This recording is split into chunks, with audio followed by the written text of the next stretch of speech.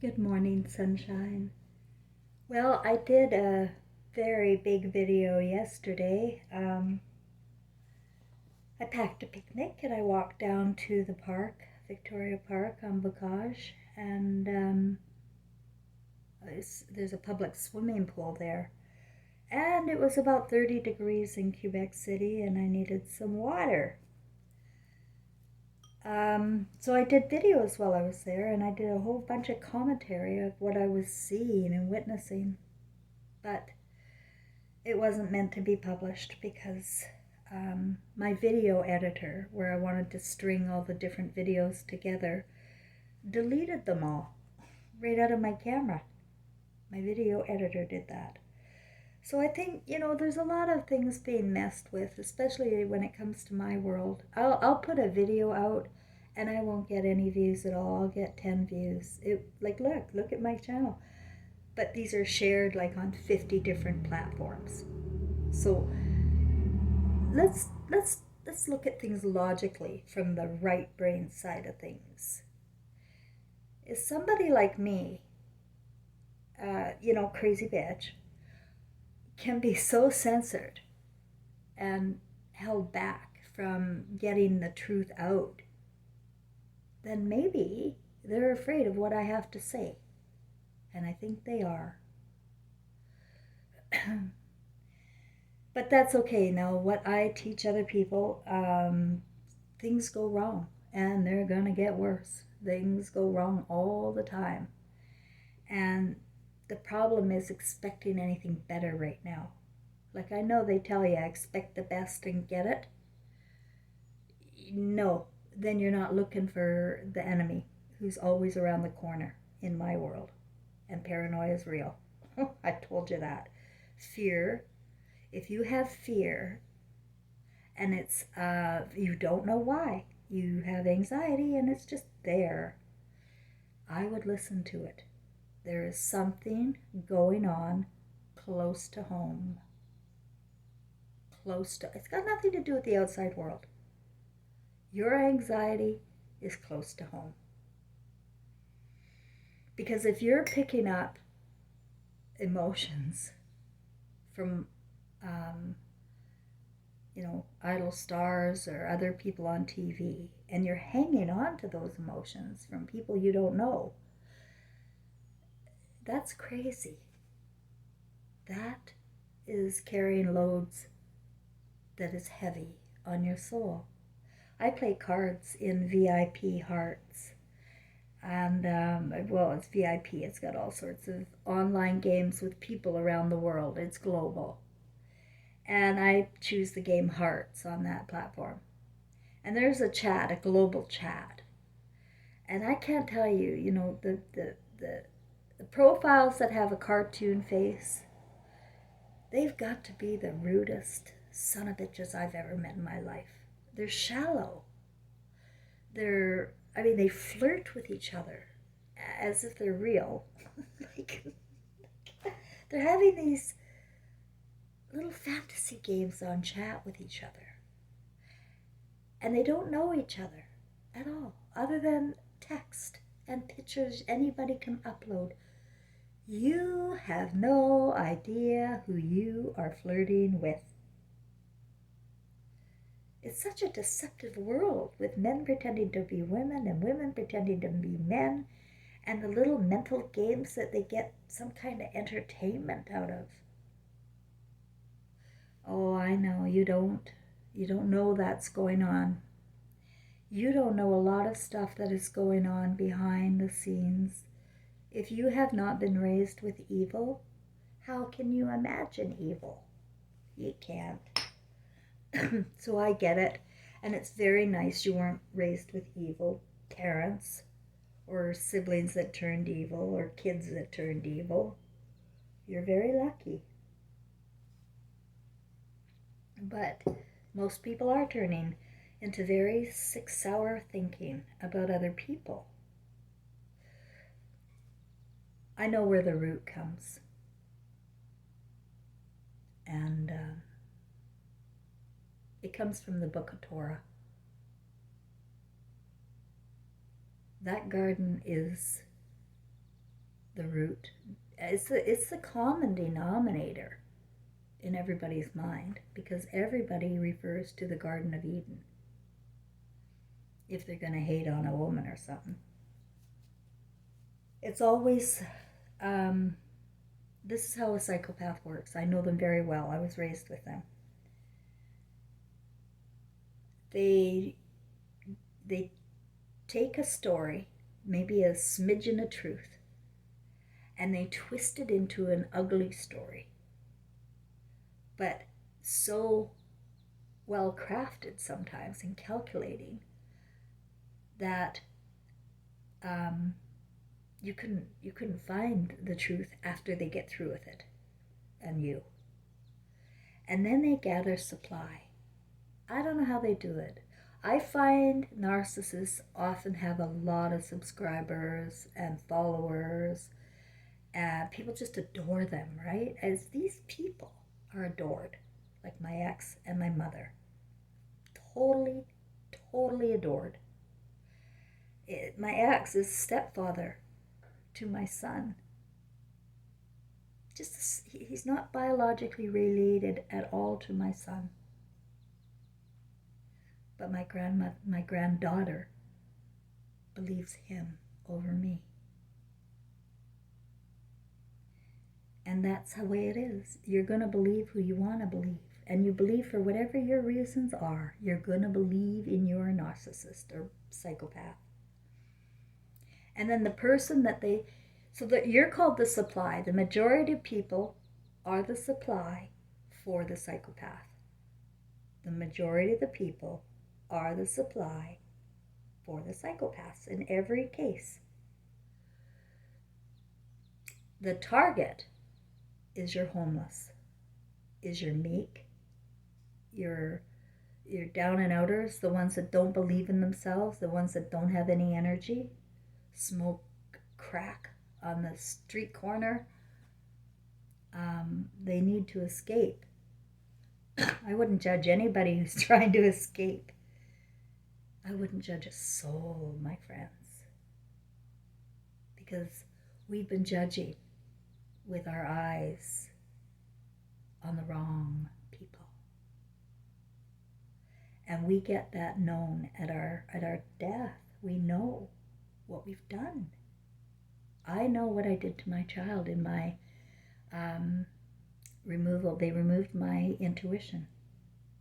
I had strong intuition his first 3 years. It was, well, even up to when he was 6 and 7 and he'd go outside and play, I could just whisper his name and he would come.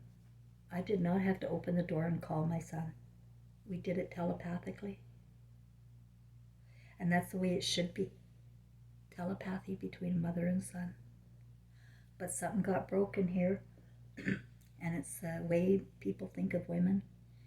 And now it's embedded in our brains. It's embedded in us to blame women and see them as the entire problem with the world.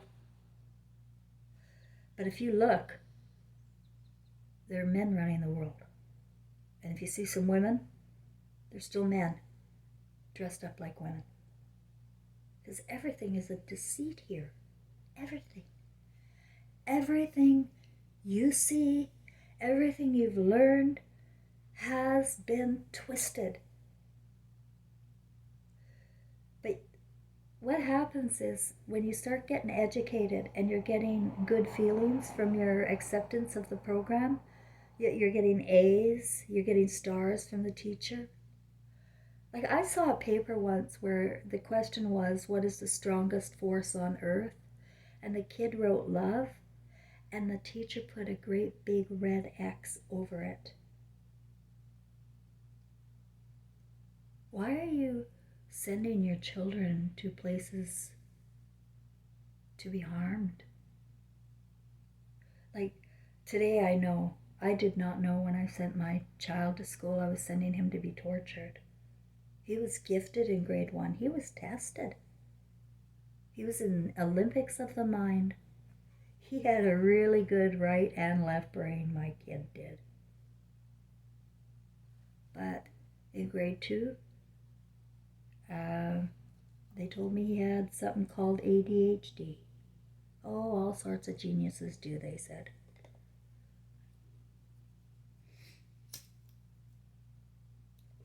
But he can't sit still in school. And keeps tapping something on the desk when he's bored. He goes tap, tap, tap, tap, tap, like, let's get on with it. By grade 8, he was destroyed, a destroyed boy. And sexually, he was very, very messed up, which I didn't find out. No, I knew. I saw it. I saw the evidence of my son playing with nylons. I saw the evidence of my son babysitting and talking to those kids about their dinks. I saw the change in my child myself. And what did I do? What did I do? What do you think I did? I did tough love. Tough love. Oh, yeah. You got to be a tough mother. You got to be mad mother to get along here. Or you're going to look bad to everybody else. You get your kid in line there. Imagine dying and then finding out your movie, your child is being raped behind your back. And so he's not only being tortured at school, he's tortured at home. Is there any small wonder Trevor died trapped in flames? And he was angry with me after he died. I thought, all the lights going off and on. If you get signs of loved ones around you with lights going off and on, alarms going off, they're angry at you. They are angry at you. I thought it was love. I thought he was just letting me know he was around. Hey, you died, but you're back. Hey, this is cool. No. He died in 2003, and I played with that for 4 years until 2007, and then I told him, I don't think it's cool anymore. I think you should, I think there should be a light somewhere that you need to go, because I don't want an earthbound son. I felt by that time he was tortured in spirit. And so I sat down for about an hour and a half and I just talked to the air with my heart. And that's how I encourage everybody. If you have loved ones on the other side, they hear you if you speak with love and emotion and truth. They can't hear lies. And if you lied to them your whole life, they may not be around you anymore. Because that's what happened with my son. He didn't want to be around me anymore. He would never have been born to me again. And I had no idea. My life was blissfully not there, not aware. Because in 2016, he came again. I hadn't seen him since 2007 in spirit. And then in 2016, I was surrounded by beings of light, surrounded my bed. And they downloaded me with an incredible amount of information, historic and current. And at the time it was happening, I remember thinking, oh my God, I knew it. And I'll never remember all these details because they were giving me really small details. And I said, I'll never remember these details. And then they did something with my body. They did some, I call it parts therapy. And then they left. The lights went out. And then there was my son over to my right. And I could see him in form, his head in form. And we looked each other in the beams. In the beams, guys, the beams don't die. And when our beams connected, we were recorded. Do you know, like recorded? We are corded again. The mother cord was broke. It took a lot to get our cord repaired. And it was in that session I learned about my son and why my husband married me and how he was and is the most evil man. But you would never know it. He sits in seashell in his house with his clone wife who looks just like me, who runs an Airbnb and was a manager of human resources, just like me. Blonde. They have the boats, cars, and my granddaughter. And all of my family believe him over me. Now, my problem is embedded because my mother started this routine in the family. She was severely beaten by my dad. He was a drunk. He was like my son. He was very angry. He was a builder. And he spent a lot of time in prison. Funny about feelings, though, I always loved my dad. And I felt safe around my dad. But my mother was very disturbed. But she was disturbed in childhood. I had a dream where I remember picking her. I went into her life while she was 10 years old. And I saw it. I saw her great-grandfather, or my great-grandfather, her grandfather. I saw her mother's purse.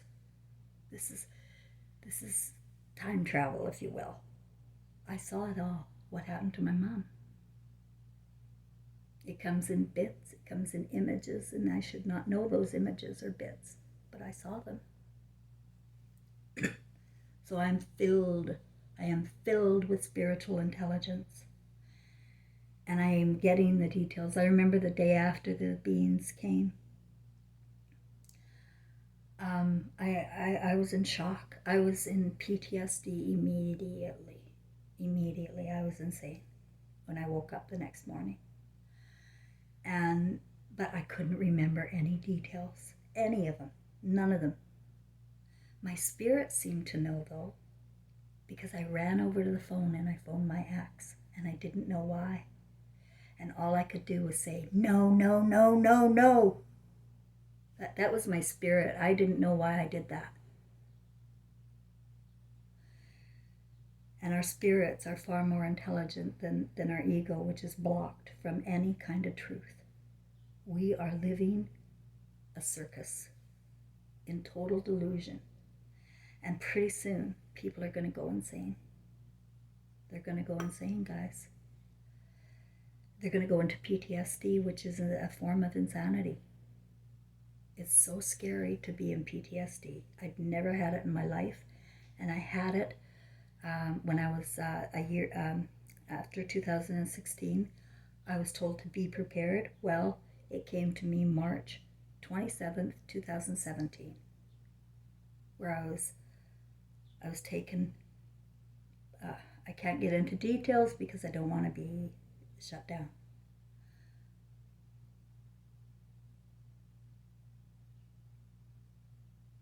But I was destroyed by the hospital. They took the rest of me. And I ended up going homeless and going with 2 suitcases across Canada. But all the while, you need to know my son and beings of light are with me. They're keeping me safe and protected. The only thing that gets in my way is my own thoughts. When I start to doubt myself, that's when I go confused. I trust myself now and my senses. I trust the messages I get and how I get them. Because I can't trust anything here. I can't trust people anymore. My life is over. And I accept that. I accept this life as Cheryl Ann Grosclose, or Cheryl Ann Craig, or Cheryl to Bokhorst, or Cheryl Craig to Bokhorst, or whatever the fuck my name is. It's over. Because I have to, as a part of God, I have to rebuke this. I have to say everything that's on my mind at the time it comes up in social media. And when I see text and words that defy women and children and common sense and truth, I'm enraged. And that's me as a counselor, a clinical hypnotherapist, and a teacher of life skills can still be compelled to be so enraged and speak like that. But I contemplated on it today because I was really raging on some people. Their videos, they're produced by men, and they always want subscribers and likes and shares, and they've got a lot of them. Oh, by the way, I keep forgetting to ask, but if you want, you could like my stuff and share it, because I don't get around. But anyway, these guys, and then they sit there and all they're doing is instilling rage. That's their plan. Terrorism, psychological terrorism. That's the plan. And then on the mainstream, you're seeing theater. It's all fake. But you, as the manifestors, as the thinkers, as the supply for the psychopaths, will continue to believe in them and allow more and more meek to be born.